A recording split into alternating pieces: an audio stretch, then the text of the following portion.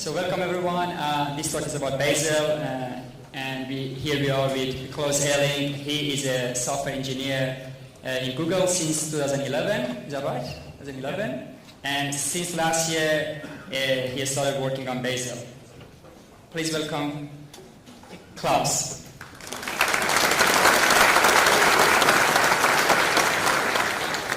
Okay, so thank you very much, and thank you for the opportunity to present Bazel, the open source build system I'm involved in.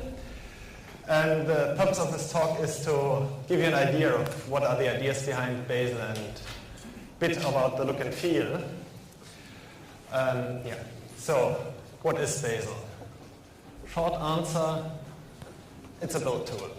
That is, like Make and many other tools, it organizes how we get derived files from source files, so typically compiling stuff.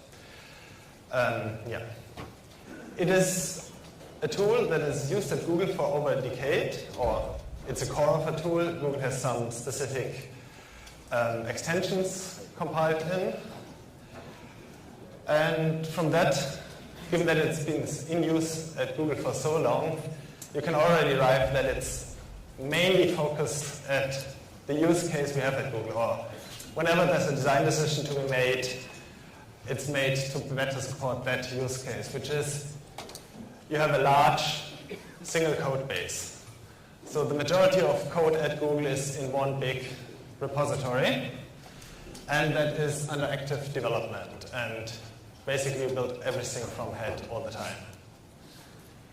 So that's usually called a large monorepository, and it happens to be large at Google with tens of millions of files and tens of thousands of engineers working on it.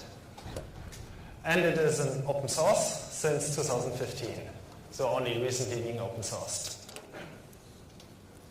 Okay, so why yet another build system? As mentioned already, it's optimized for large repositories. So what Bazel tries to do is to be fast, and not only by running things in parallel, but by also aggressively caching, but do so without losing correctness. That is the main focus on Bazel, to build correctly in the sense that if you now cleaned up everything and compile again, you get the same result that Bazel gives you with caching enabled. And the same ideally means not only functionally the same program, an equivalent program, but really byte by byte the same thing, which actually is a bit of a challenge with all the timestamps that enter this compilation all the time. Okay, and the other thing which you can deduce from the fact that it's meant for a large code base is that you go for a declarative style. So you separate the concerns of writing an application and building, how you build it. So you say, this is a C program, and have some specialized knowledge about building that. For a company like Google, that is necessary because you have specialized engineers in building an application and others who know best how to optimize for the architecture we're running our things on. And it's also generally useful to have a central point where you maintain the rules how you build your files or your derived artifacts. Okay, so how does it work? And we'll go through an example later, but the general overview is you get a target, I want to build that thing, then you read all the build files, or actually all the files you need, all the build files you need.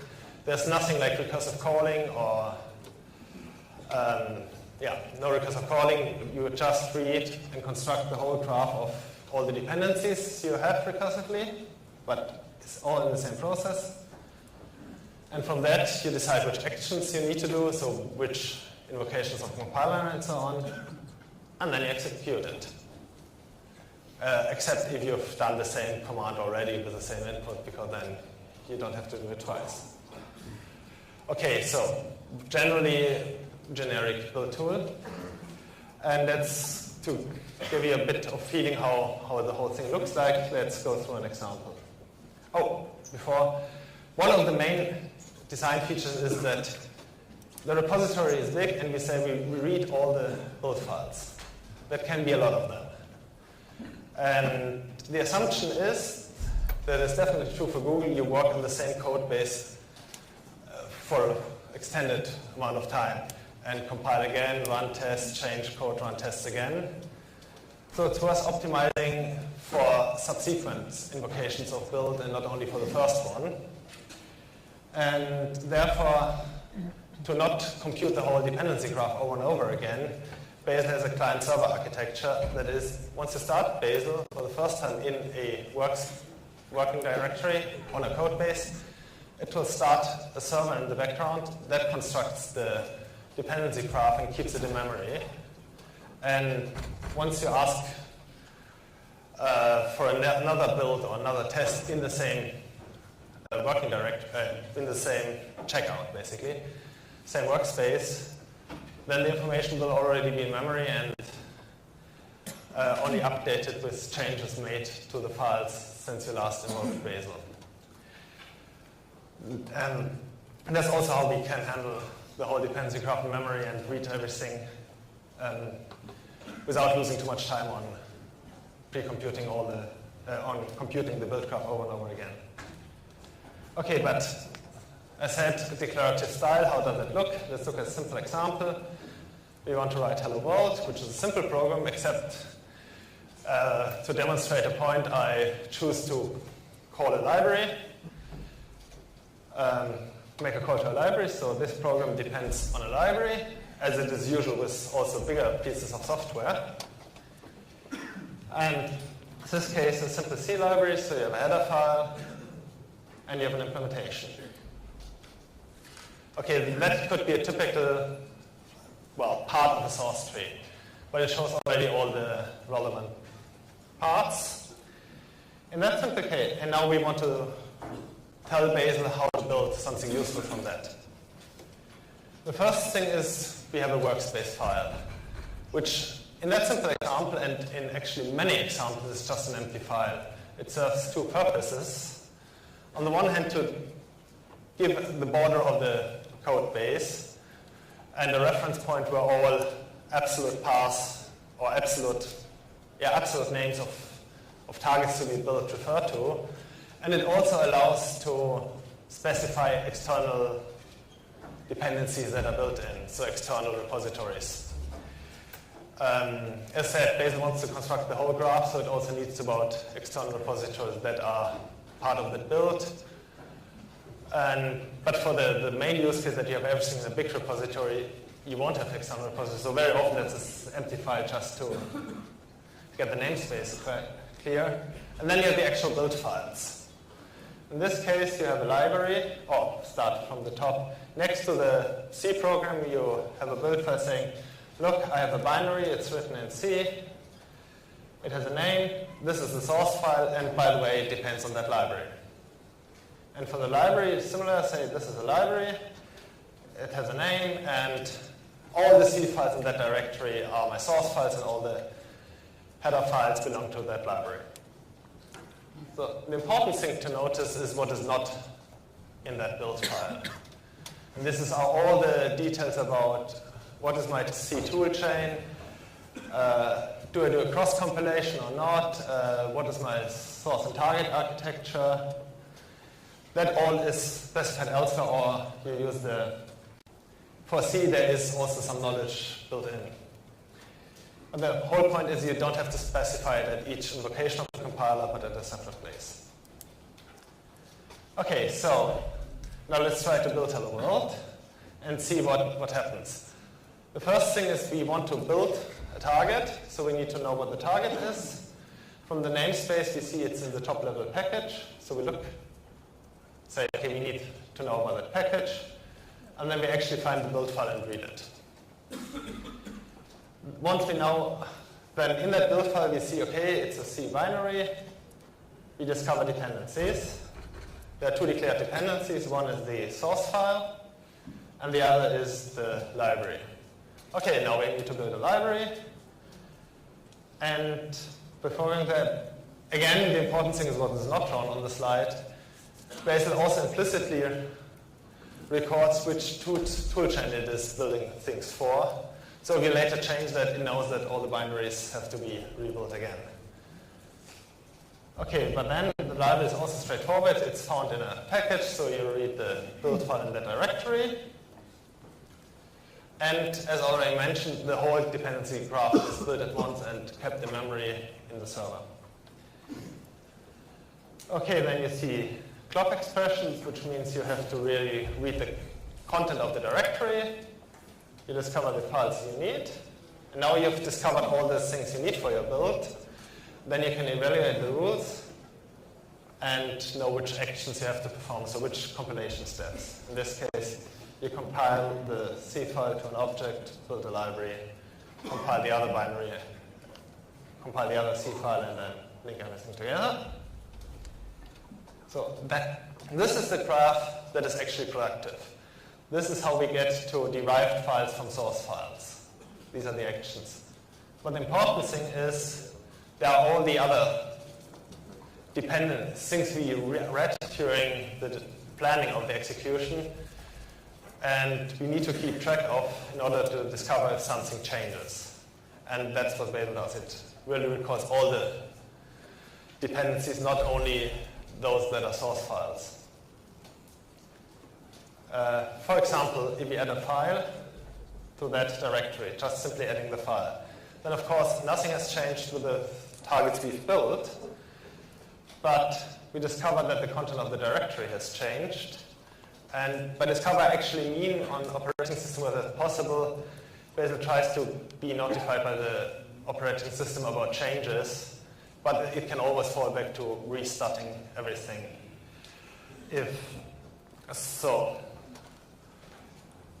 We definitely try to avoid reading all the files again, but actively try to find out what's changed. In any case, the contents of the directory has changed, which means the whole part of the graph gets invalidated. Everything that's not very visible there. So basically, the directory has changed, so everything that is reachable from here needs to be redone. Yeah. Sorry, I was waiting for my friend to ask you a question. Okay, sorry. This is awkward now. Okay, so yeah, that's not very visible. But basically, since we discovered that,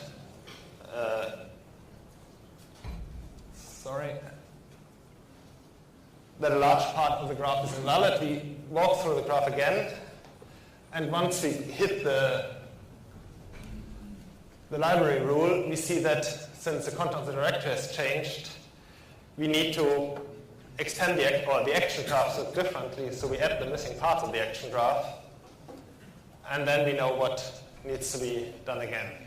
So again, the point I'm trying to make is that by really recording everything that went into that build, we can detect changes and don't have to, we're not missing updates, so we can rely on it being correct, so we don't have to clean everything and start all over again. Okay, so actions. As already mentioned, these are the productive part. These are invocations of compilers and linkers and so on. So they actually do something, they generate artifacts, and hence take the biggest part of the time of the system. So that's why it's particularly interesting in avoiding redoing them again. So we've seen the dependency graph and shows when something has changed and we need to redo it again.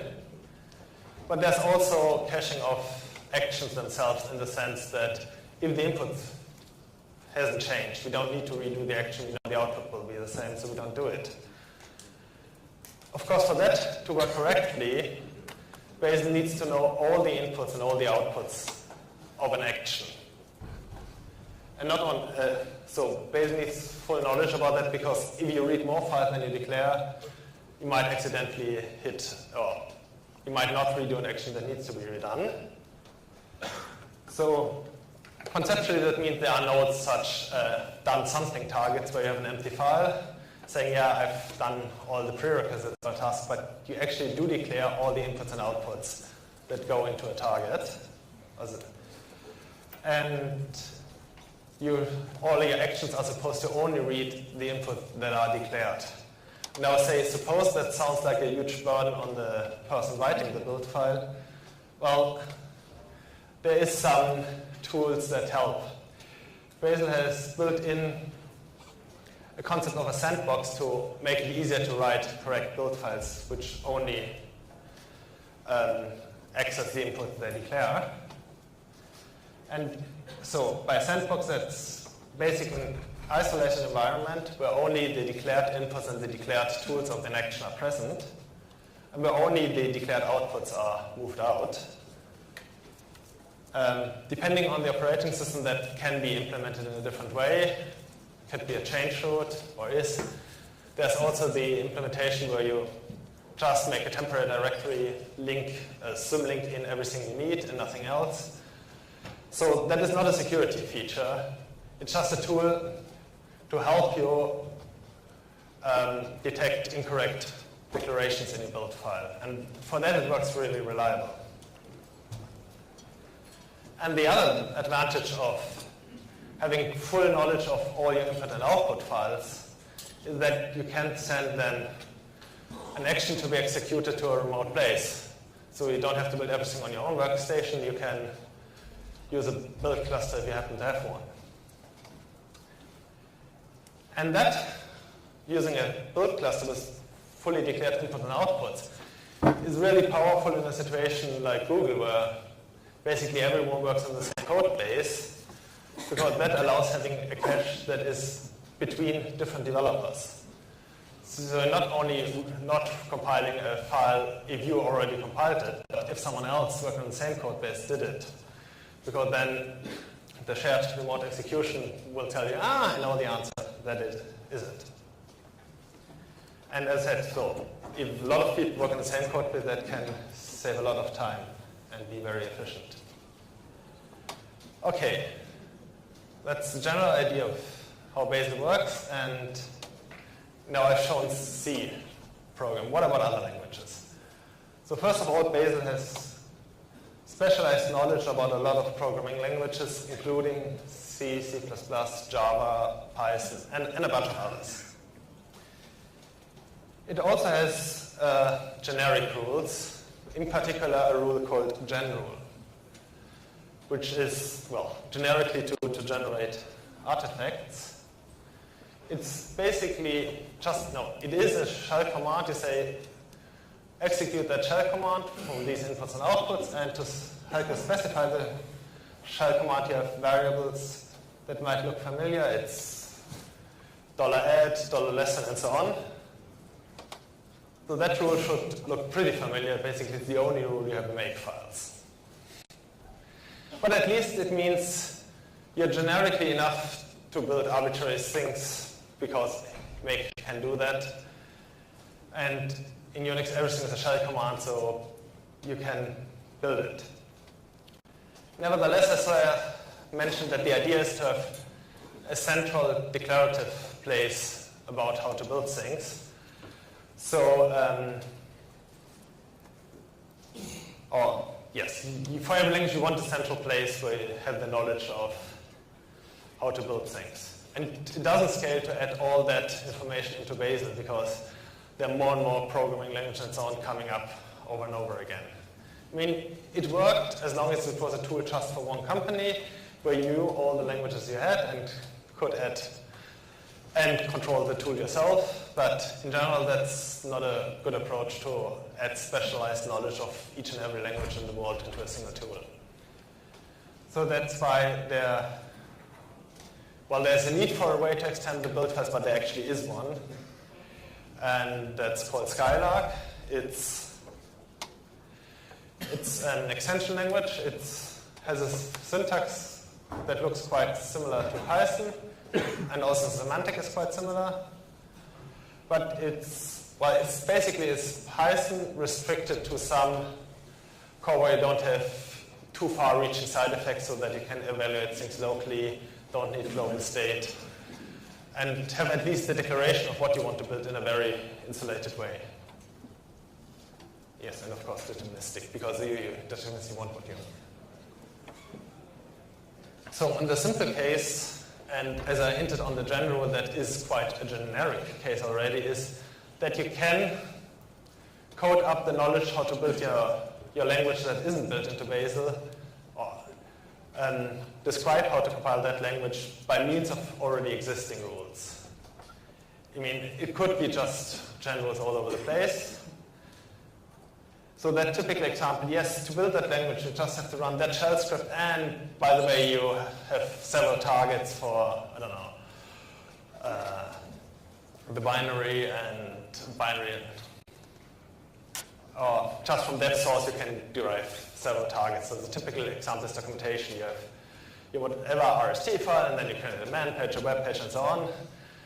And they want to have in one rule, and you have commands for that, so that would be the case. Yes, here's a general, and I generate these 5 things from that source file, and whenever I write that declarative style, please add all the rules to build those things. And here's an example how such a thing looked like, and as promised, the language really looks like Python, including all the things that you can pass parameters by name and not only positional, which is very useful. You can add default values for parameters. You can do some simple computations, and then you can, and you can map it to already existing rules, like the general, which is a native rule. And yeah, so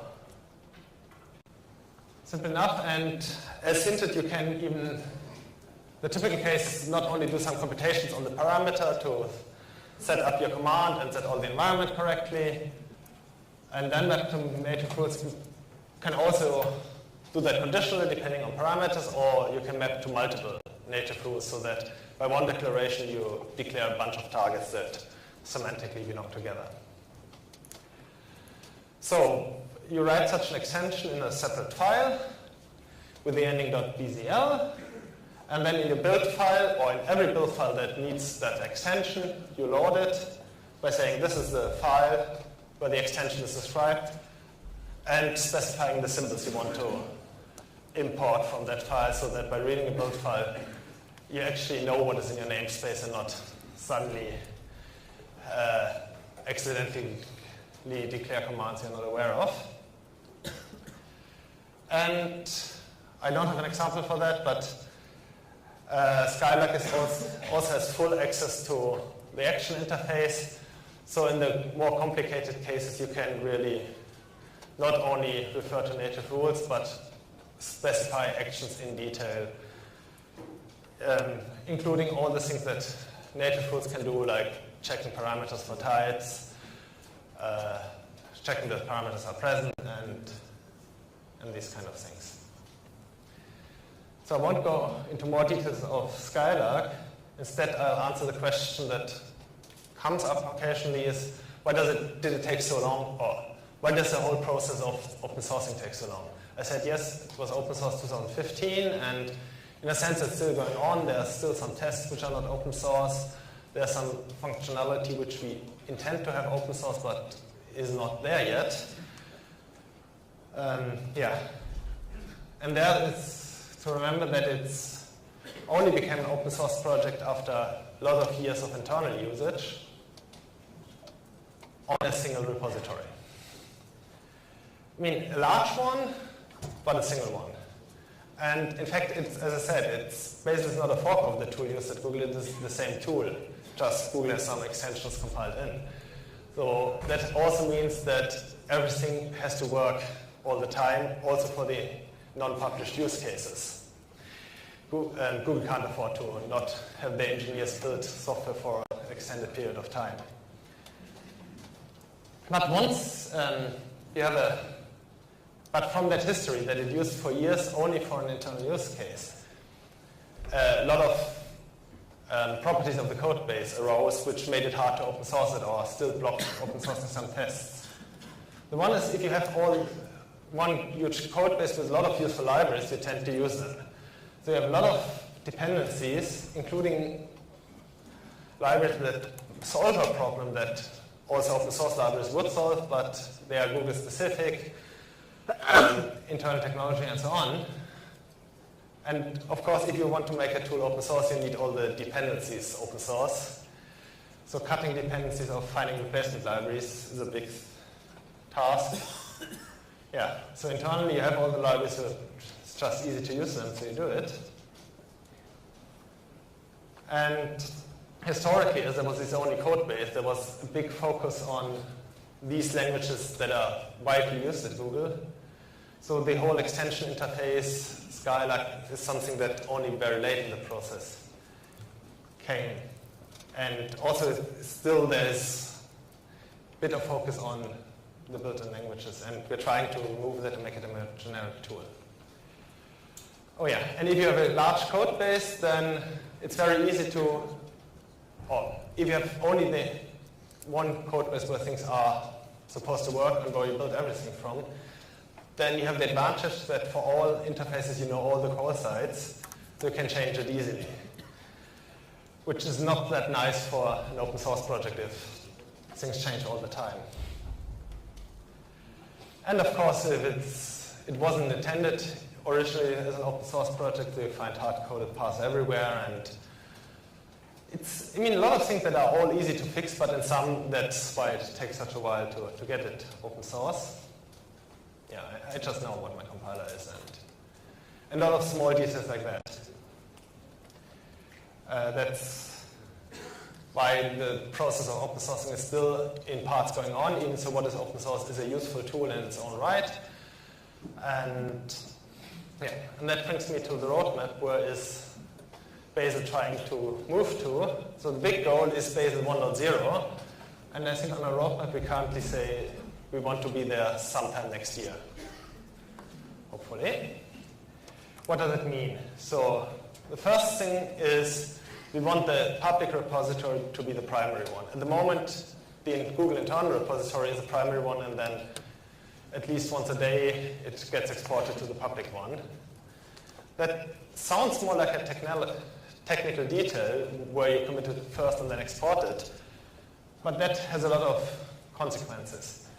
In particular, since you first push to we want to first push to the public repository, that means the interfaces need to be well defined. You can't do it at the moment. You just import internally, run all the internal tests that you care about, and then see whether something fails.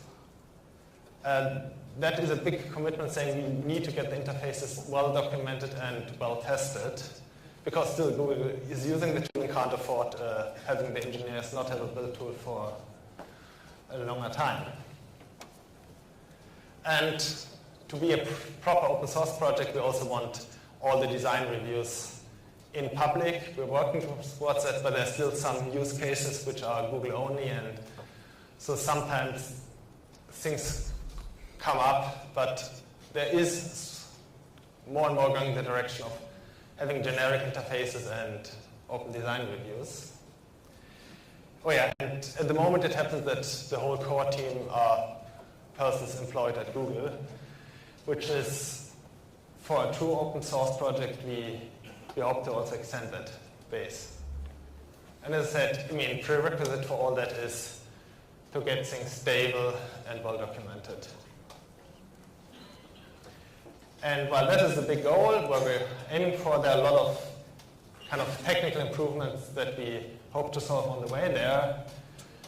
For example, we'd like to improve the remote execution API. I said remote execution is very powerful, especially if you can share caching between different persons working in the same code base.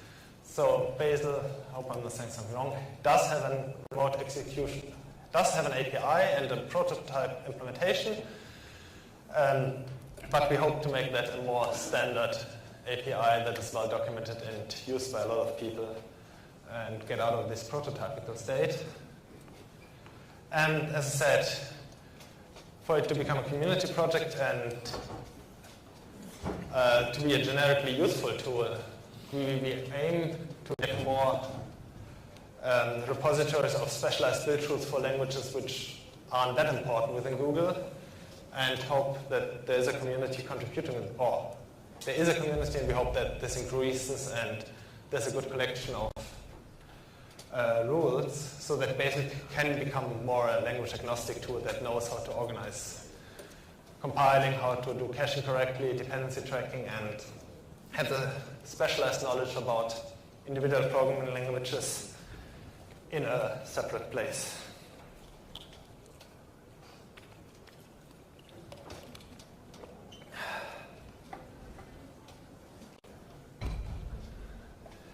And the other thing which there's currently work going on is improving the story of remote repositories. As said, that is something that only became an issue with open sourcing. As within Google, there is only that one repository. I mean, it's working. You can specify remote repositories as a dependency in your build file. They get fetched, they get compiled.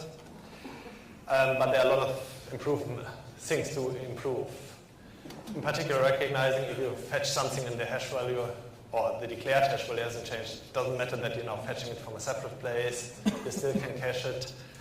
Or even saying, yes, we know these are the artifacts coming out of that remote repository. I don't even need to recompile that if the repository hasn't changed.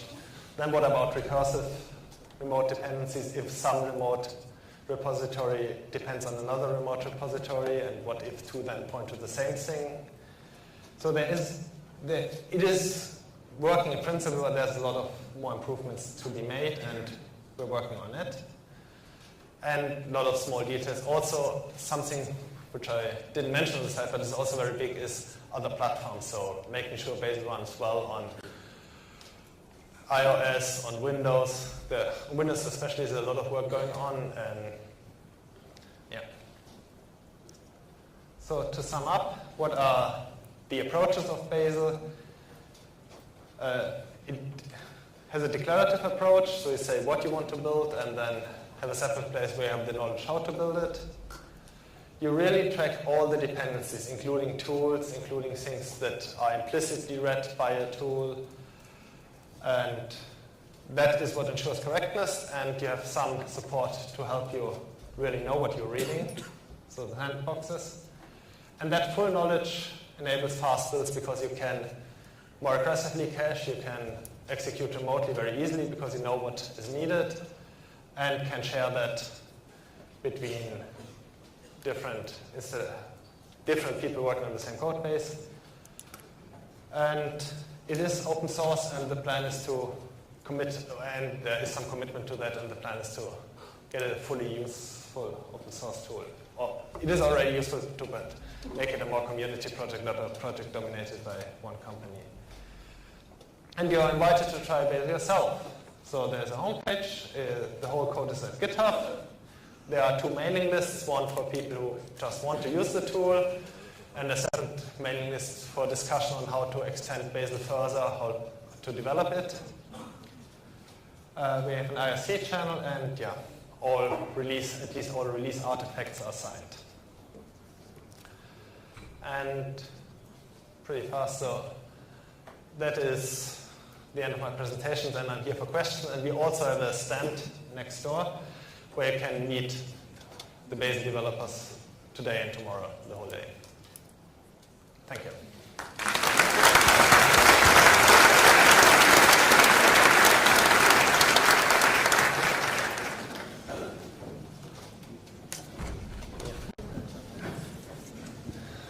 Hello, thank you for the presentation.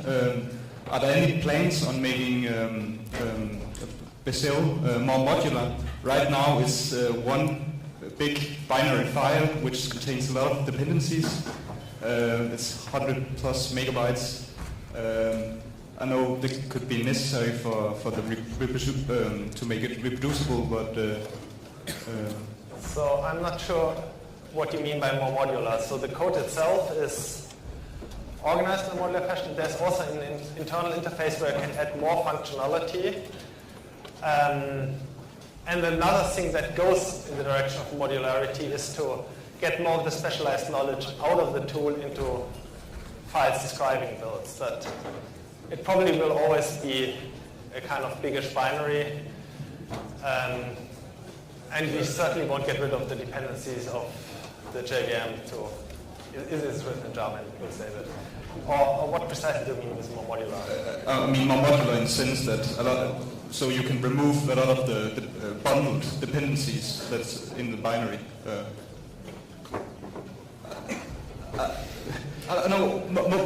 reason why the binary is so large are that... The things here. There are some plans in that direction, but I don't think they are the highest priority at the moment. So there are plans to make it a more generic tool and not bundle everything, but on the other hand, it's very useful if you have one binary and it just works, which also makes deployment easy, and that is a big thing. But there are plans in that direction, but not very urgent.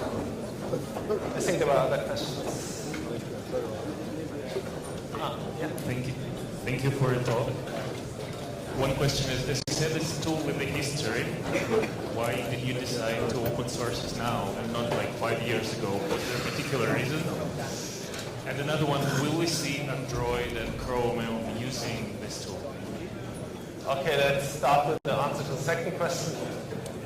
Yes, Android development. Well, if you know the roadmap better, then feel free to answer.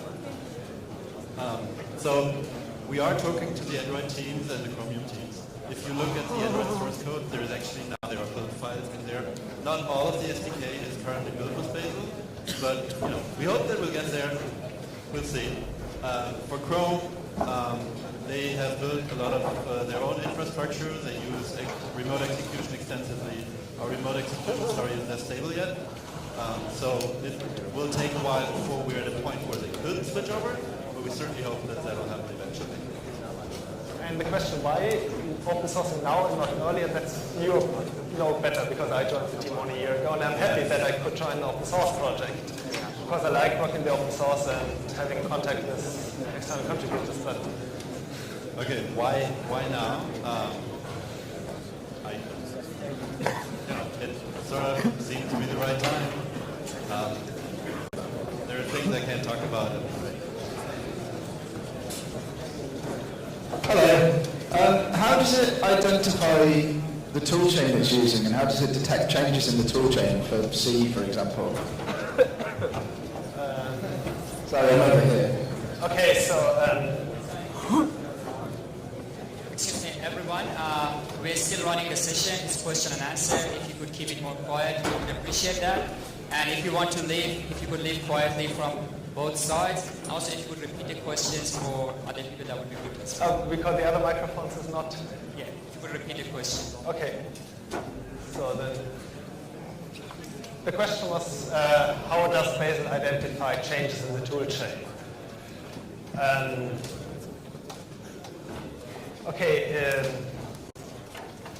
To be fair, it wouldn't notice if you change the content of the compiler that is an external, but the toolchain as declared, there's a declared toolchain, even if you don't do it explicitly.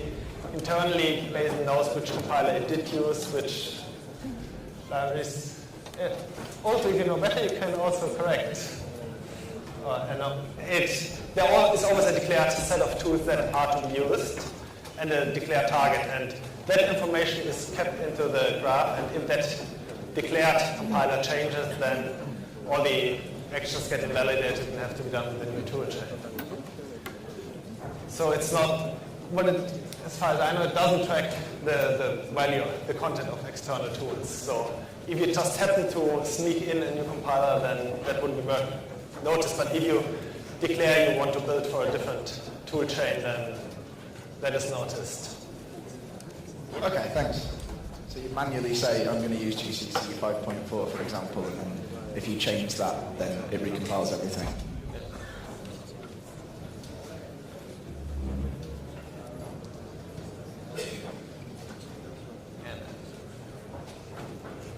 Yeah, so I don't know how it works.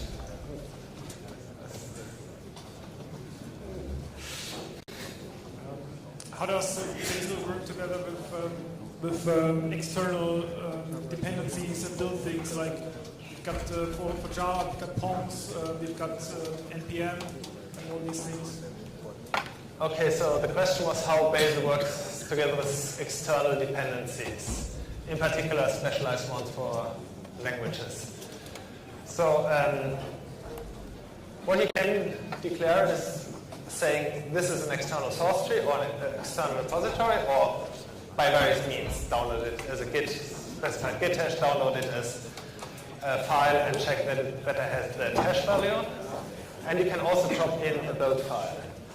But it doesn't have built-in knowledge about the various packaging formats. It has some generic things. It knows what the Java archive is, it knows what the zip file is, it knows the tar archive and so on. But beyond that, you have to describe how you build it. But you can drop into a given source tree your own build file that then has the specialized information in that source tree doesn't bring build file. So you can at least version them separately. Yeah? Okay, 2 quick questions. So the first one is that it's implemented in Java, right? So yes, Bazel is written in So Java. what if you have a project where you need to compile it on a platform where Java is either not available or there's not resources enough to run it? Sorry, it didn't... What if you need to have a project and you need to compile on a platform where Java either is not available or it's too big of a dependency, it doesn't run properly on the machine?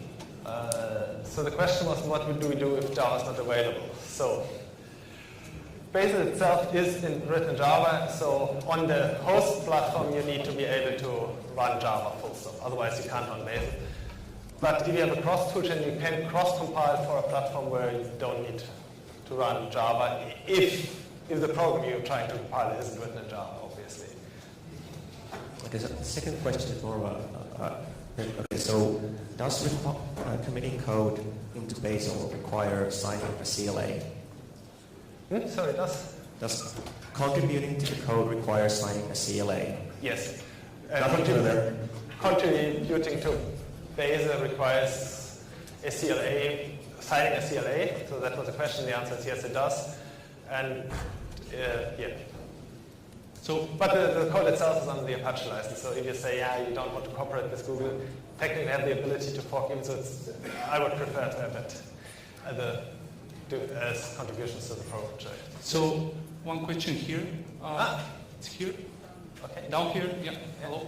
So how do you implement the sandboxing and the parallelism? Is it a separate process that runs for each action and some form of MPC between the actions? Okay, so good question. Yeah.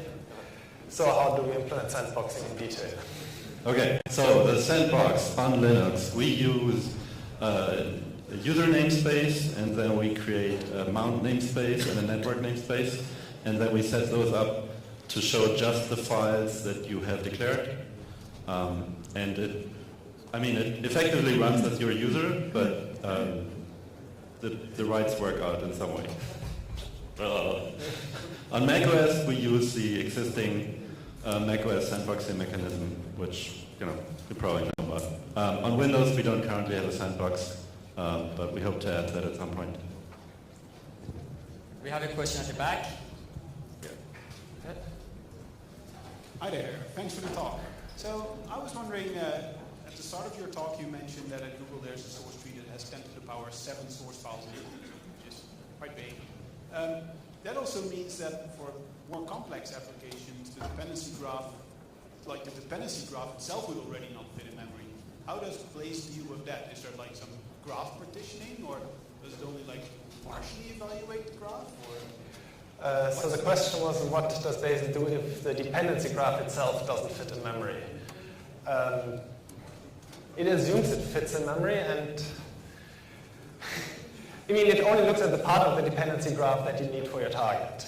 So you don't look at the whole repository, only your target, and then recursively discover what other files you need. But the approach is to hope that it will always fit in memory, and then have big enough memory.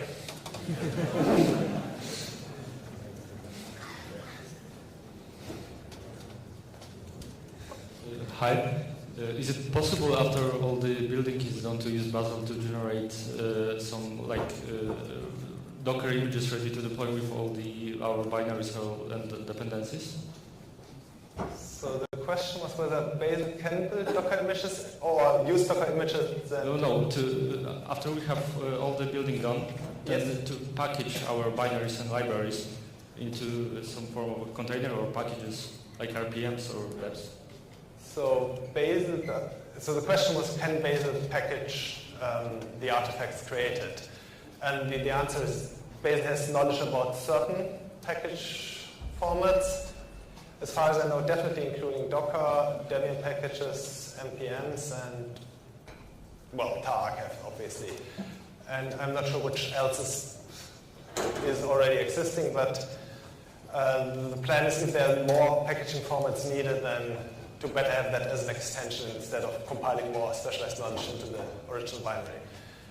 But I mean, whenever you know how to build a binary, you can also use the generator artifacts to get a new artifact which is then the package.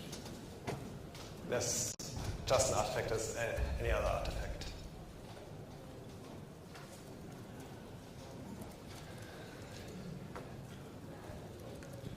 You said one of your goals was the support for Windows, but you said you could use Bash in the extensions. How does that fit with your goal of supporting Windows?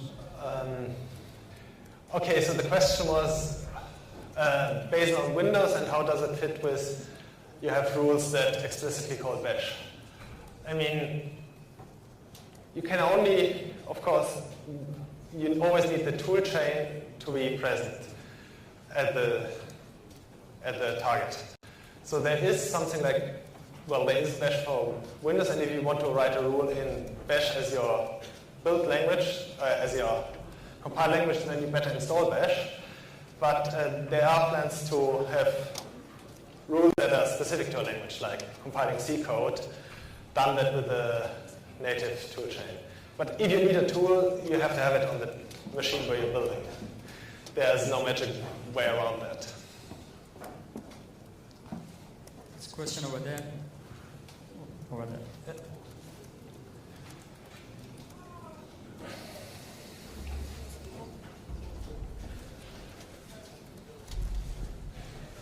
We will have one more question after that. So thank you for the talk. What is the status of IDE integration like IDEA or Eclipse? Oh, status of IDE integration. You know better because I only use plain Emacs and command line tools, and that works. Of course. But there are. So we have an experimental plugin for Eclipse. We have a supported plugin for IntelliJ, which also works with Android Studio. We have an Eclipse for Xcode. We don't a plugin. Sorry, an Eclipse for Xcode. Okay, we have a plugin for Xcode, which is also supported. We are looking at providing a plugin for Visual Studio as well, but currently our focus is to make Bazel work really well on Windows first before we start integrating with IDEs. Any plans for NetBeans? We don't have any plans for NetBeans right now, but feel free to contribute.